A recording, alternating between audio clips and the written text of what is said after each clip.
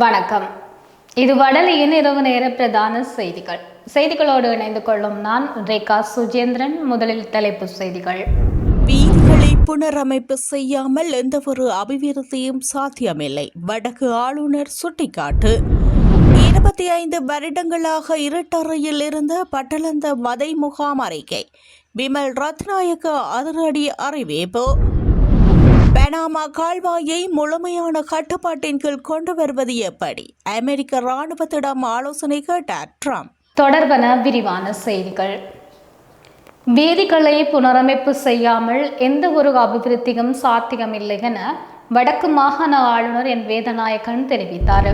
பருத்தித்துறை பொன்னாளி தொண்டமனாறு அரசடி முதல் பருத்தித்துறை துறைமுகம் வரையிலான வீதியின் புனரமைப்பு அங்குரான்பன நிகழ்வு வல்வெட்டித்துறை சந்தையில் நேற்று தினம் இடம்பெற்றது. இந்த நிகழ்வில் கலந்து கொண்ட வடக்கு மாகாண ஆளுநர் கரையோரமாக செல்லும் இந்த வீதியின் பாதுகாப்பு சுவர்கள் கூட கடந்த காலத்தில் விழுந்துள்ளன.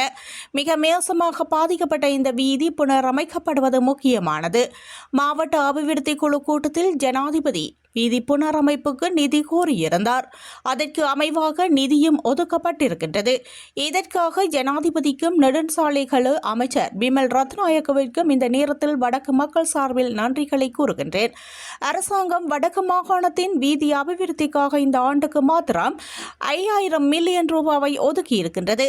எதிர்காலத்தில் இங்கு பல வீதிகள் அபிவிருத்தி செய்யப்படும் எனவும் தெரிவித்தார்.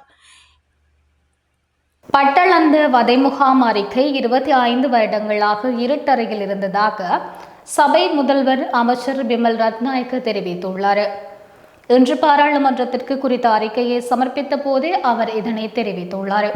1976ஆம் ஆண்டில் பெருமளவான பலத்தை கொண்டிருந்த ஐக்கிய தேசிய கட்சி அரசாங்கம் மக்களுடைய அபிப்பிராயம் இல்லாமல் ஒரு நிறைவேற்று ஜனாதிபதியை நியமித்தது.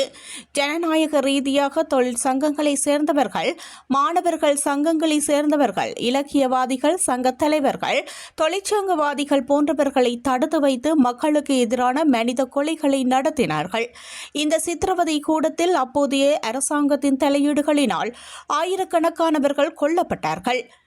வவுனியா மாநகர சபை உள்ளிட்ட 4 சபைகளிலும் போட்டியிட தமிழரசு கட்சி இன்று வவுனியா மாவட்ட தேர்தல் தெரிவத்தாட்சி அலுவலகத்தில் கட்டுப்பணம் செலுத்தியுள்ளது.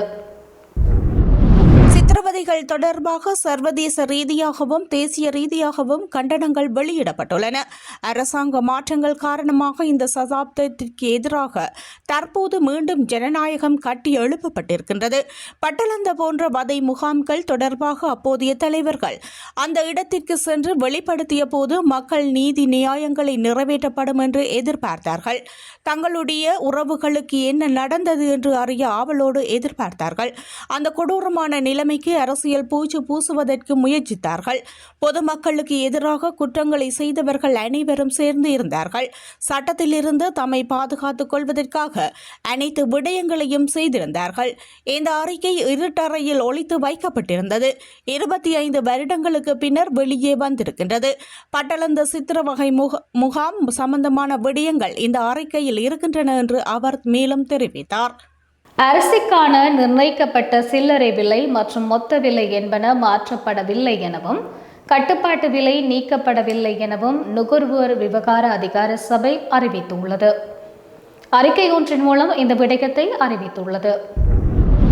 இதற்கமைய சிவப்பு அரிசி 1 கிலோகிராமின் அதிகபட்ச சில்லறை விலை 220 ரூபாவாகவும், நாடு அரிசி 1 கிலோகிராமின் அதிகபட்ச சில்லறை விலை 230 ரூபாவாகவும், 1 கிலோகிராம் சம்பா அரிசியின் அதிகபட்ச சில்லறை விலை 240 ரூபாவாகவும் மற்றும் 1 கிலோகிராம் கீரி சம்பா அரிசியின் அதிகபட்ச சில்லறை விலை 260 ரூபாய் என அறிவிக்கப்பட்டுள்ளது.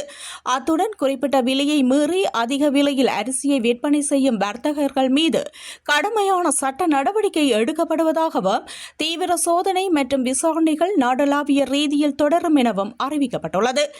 3 ஆண்டுகளுக்குள் மின் கட்டணம் 30% குறைக்கப்படும் என்று மின்சாரம் மற்றும் எரிசக்தி அமைச்சர் குமார ஜெயக்கொடி தெரிவித்துள்ளார். நாடாளுமன்றத்தில் இன்று உரையாற்றிய போதே அவர் மேற்கண்டவாறு தெரிவித்தார்.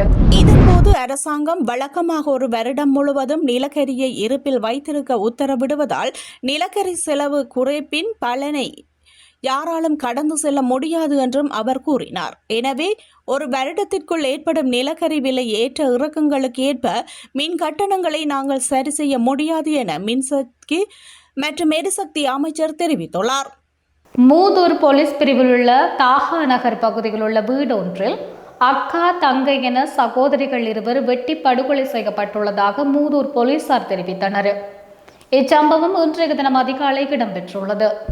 இந்த சம்பவத்தில் மூதூர் தர்கா நகரை சேர்ந்த ஸ்ரீதரன் ராஜேஸ்வரி என்ற 68 வயது நபரும் சக்திவேல் ராஜகுமாரி என்ற 74 வயது இருவடூரி ஆகிய இருவருமே வெட்டி படுகொலை செய்யப்பட்டுள்ளனர். அத்தோடு குறித்த வீட்டிலிருந்த சம்கா ஹானி என்ற 15 வயது சிறுமி காயங்களுடன் மூதூர் பிரதேச வைத்தியசாலையில் அனுமதிக்கப்பட்டுள்ளார். கொலைக்கான காரணம் இதுவரை கண்டறியப்படவில்லை என்பதோடு சந்தேக நபர்கள் எவரும் கைது செய்யப்படவில்லை. குறித்த கொலை இடம்பெற்ற வீட்டுக்கு மூதூர் நீதவான் நீதிமன்ற நீதிபதி டெனிஸ் பவுசான் இன்று காலை வருகை தந்து சடலத்தை பார்வையிட்டு விசாரணைகள் மேற்கொண்டதுடன் சடலம் பிரேத பரிசோதனைக்காக திருகோணமலை பொது வைத்தியசாலைக்கு அனுப்பி வைக்கப்பட்டுள்ளது. சம்பவம் தொடர்பிலான மேலதிக விசாரணைகளை மூதூர் போலீசார் முன்னெடுத்து வருகின்றனர். தொடர்பான வெளிநாட்டு செய்திகள். பனாமா கால்வாயை அமெரிக்கா தனது முழுமையான கட்டுப்பாட்டின் கீழ் கொண்டு வருவதற்கான வழிவகைகள் குறித்து அமெரிக்க இராணுவத்திடம் ஜனாதிபதி டொனால்ட் ட்ரம்ப் ஆலோசனை கோரியுள்ளார் என 2 அதிகாரிகள் ட்விட்டரிடம் தெரிவித்துள்ளனர்.